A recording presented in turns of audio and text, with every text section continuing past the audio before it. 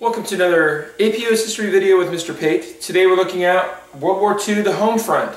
Essential questions for today are, how was World War II sacrificed by all, and why were Japanese Americans interned? Let's get after it. First we've got mobilization. Mobilization breaks down into three categories. The first is the draft. In 1940, Franklin Roosevelt had convinced Congress to institute a new draft. At the same time, they were building a two-ocean navy and ramping up development of aircraft. This is all going to be critical after Pearl Harbor, but the draft was already in place. Some troops were already trained and ready to go. Of course, nowhere near enough. It's going to be a massive amount of increase in the draft, but you're not going to see dissension, draft riots, draft dodgers. People bought in that this was extremely serious, and tons of volunteering happened. The industry, second area. Similar to the War Industries Board of World War I, you have a War Production Board.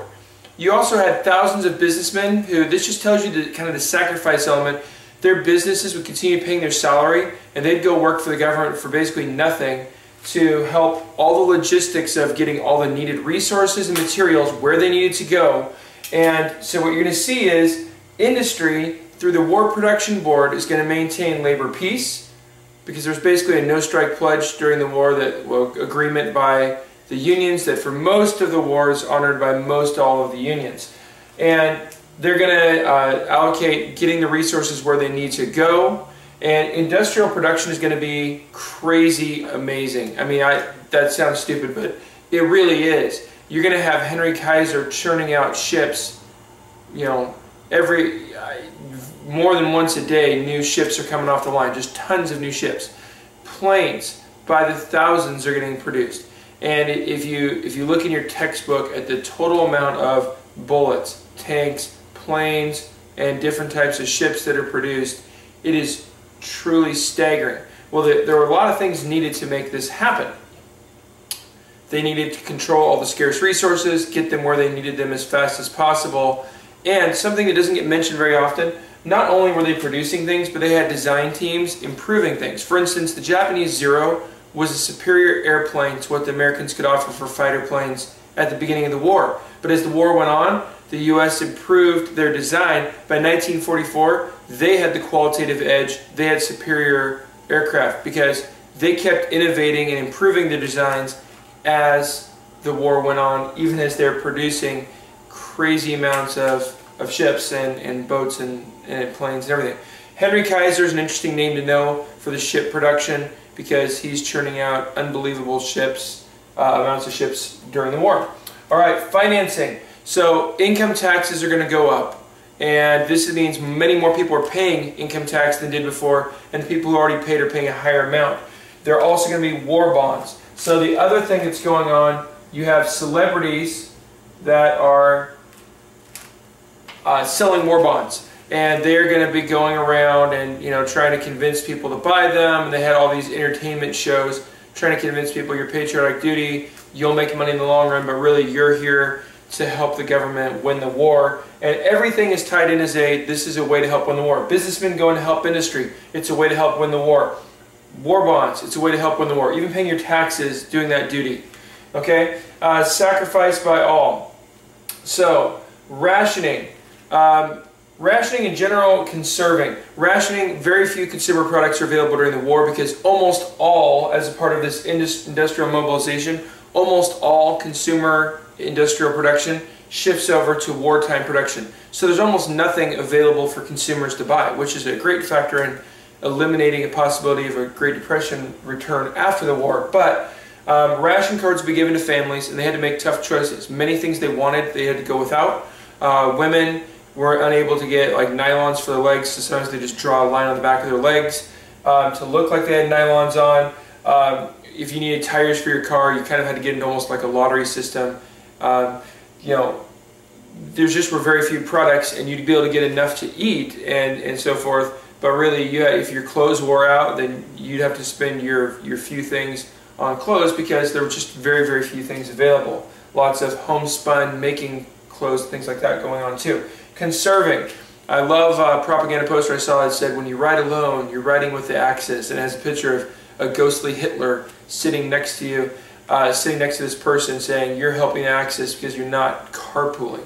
Well, conserving, growing your own garden, making your own clothes if you needed to, recycling like crazy, any metal object, any rubber object, recycling those so they could be reused for the war effort was done, and certainly people were encouraged to do whatever they could to avoid using even things like gas.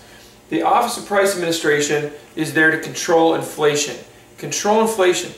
With so few products to buy and people working sometimes extra shifts, going back to industry, sometimes people would work a victory shift and they would work basically like a 24-hour shift. So they'd work 10 or 12 hours and then they'd just stay for an extra one because they desperately needed people to do that. And again, workers are told you're helping the war effort as well.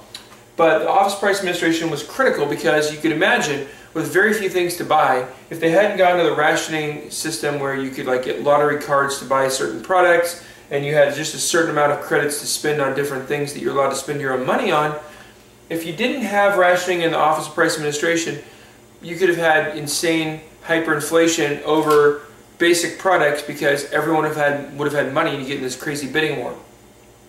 But the OPA controlled inflation by setting a freeze on prices of goods and of wages. And that's why the rationing system worked. Even after World War II, they're going to slowly taper this off from 1945 to 1947 as there's a conversion to consumer production again. All right, women obviously by the millions are working in industrial factories and they're told it's their patriotic duty to work. The fictitious Rosie the Riveter is kind of the image that's iconic from this time of women are going and they're sacrificing and they're working and they're doing extra shifts, and just this was a nationwide effort. This is how you can support the war women. Getting down to Japanese internment, our last topic. So, you know, if you were going to have something you call kind of a noble war, I mean, the Axis was so evil, the genocide they're perpetrating is so bad, both in Japan and Germany.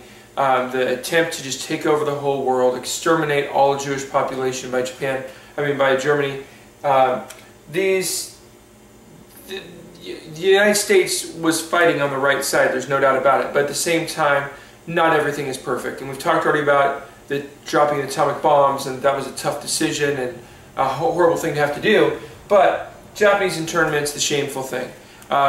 You know, there was a fear after Pearl Harbor that there might be sabotage or spying or other efforts to help the Japanese win the war by Japanese Americans, some of whom had been born in the United States and never even been to Japan.